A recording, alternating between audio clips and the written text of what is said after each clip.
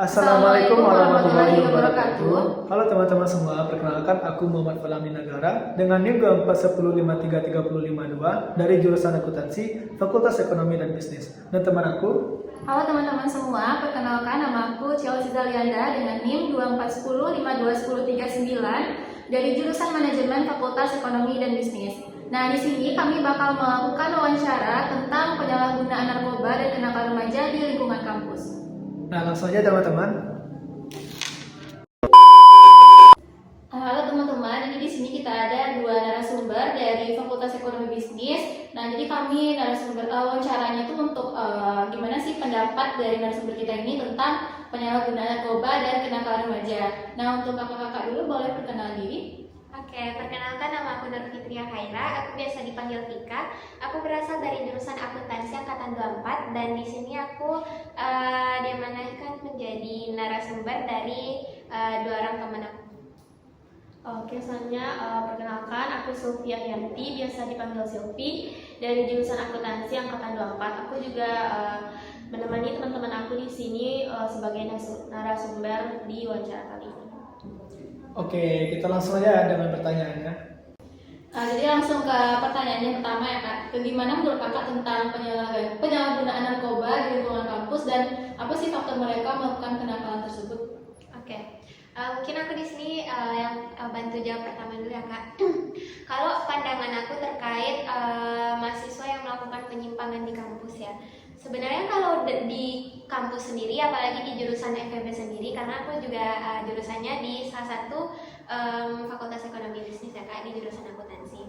Nah, menurut aku ya dari apa yang aku lihat itu enggak apa ya, penyimpangannya belum yang penyimpangan yang emang tingkat parah gitu kak. Jadi kayak memang penyimpangan yang aku temukan tuh seperti ya merokok, terus kayak kenakalan remaja yang emang dia nggak mematuhi peraturan lalu lintas, mungkin yang kayak gitu aja sih kak. Terus kayak nge-vape kayak gitu-gitu aja.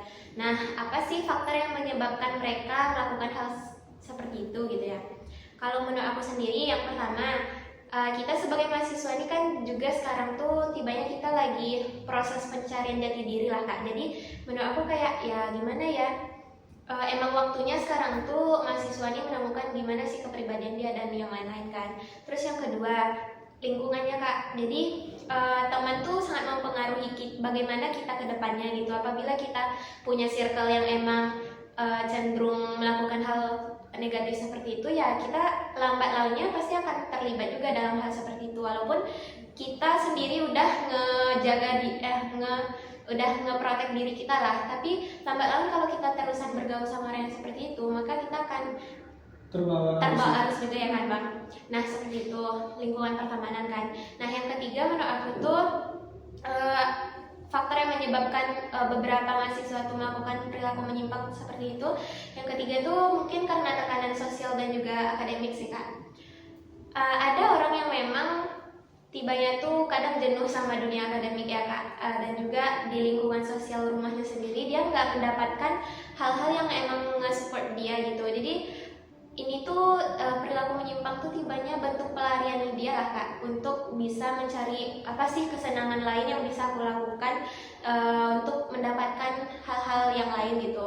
Jadi itu yang ketiga menurut aku, tekanan sosial dan batin. Yang keempat mungkin kurangnya kesadaran diri lah kak. Tibanya tuh kayak kita udah tahu nih itu tuh kegiatan yang menyimpang dan itu kegiatan yang buruk dilakukan untuk diri kita sendiri. Cuman kadang kita tuh kayak dah coba aja lah sekali nyomah. Nah sekali ini kalau diikutin terus-terus bakal jadi berulang kali gitu. Jadi menurut aku tuh ya tibanya kurang sadarnya atau kurang memperhatikan diri sendiri lah kak gitu. Jadi menurut aku ya seperti itu sih kak. Oke. Nah, itu kan tadi menurut Kak Vika ya teman-teman. Jadi kalau menurut Kak Silvi gimana?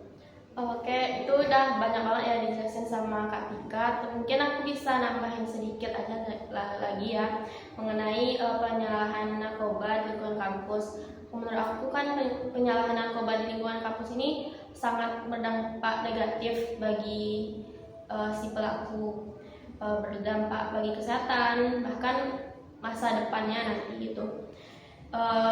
faktor dari penyalahgunaan narkoba ini mungkin bisa dari pergaulan si pelaku gitu. Mungkin dia salah pergaulan gitu kan, atau mungkin dia mengalami stres gitu karena hektiknya atau kesibukannya di perkuliahan gitu, atau mungkin dia juga mengalami tekanan dari orang tua atau lingkungannya gitu. Mungkin itu sih tambahan sedikit aja. Oke, thank you. Nah, itu teman-teman jawaban dari narasumber kita bagaimana tentang penyalahgunaan narkoba itu berdampak pada kampus kita atau berdampak pada diri kita sendiri, teman-teman. Nah, kita next ya.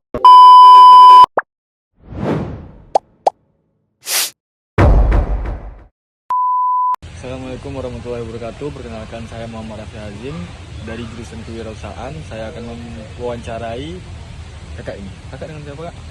Sabrina, Dari jurusan apa, Kak? akuntansi. Jadi di sini saya akan menanyai tentang gimana sih cara menanamkan nilai cinta tanah air, toleransi dan gotong royong untuk mencegah perilaku menyimpang di kalangan mahasiswa ini, Kak. Untuk mahasiswa ini kan identiknya tuh mereka biasanya kan turun lapangan kan kayak ke masyarakat. Jadi mereka biasanya akan bertemu langsung tuh orang masyarakat dengan keberagaman berbeda. Terus dari situ mereka bisa belajar menanamkan hal-hal seperti yang disebutkan oleh Abang Hazim ini. Assalamualaikum warahmatullahi wabarakatuh. Baiklah, saya sudah bersama dengan abang yang siapa namanya, Bang? Perkenalkan, nama saya Farhan Al-Hadi dan saya berasal dari jurusan Sosiologi. Baiklah, Bang, lanjut aja ke pertanyaannya. Apa program atau kegiatan yang efektif untuk mencegah penyalahgunaan narkoba di lingkungan kampus? Kalau programnya mungkin yang pertama mungkin kayak diadain edukasi gitu ya pada mahasiswa tentang bahayanya narkoba lah, terus cara-cara menghindarinya. Oke, saya Raki. Sekarang lagi sama Abang siapa, Bang? Bang Abdul. Oke, izin wawancara ya, Bang. Apa pesan Abang untuk mahasiswa agar terhindar dari kenakalan remaja dan penyalahgunaan narkoba? Stop FOMO. Jangan ikut-ikutan dengan narkoba itu tidak keren. Mungkin banyak dari mahasiswa mencoba narkoba biar nampak keren rasa kawannya. Tapi berhentilah, jangan coba-coba. Kita ucapkan terima kasih kepada narasumber kita. Mungkin sekian sih wawancara dari kami ya, Kak. Kalau ada salah kata atau kurang dari yang apa kami sampaikan, mohon maaf sebesar-besarnya kepada teman-teman semua. Assalamualaikum warahmatullahi wabarakatuh.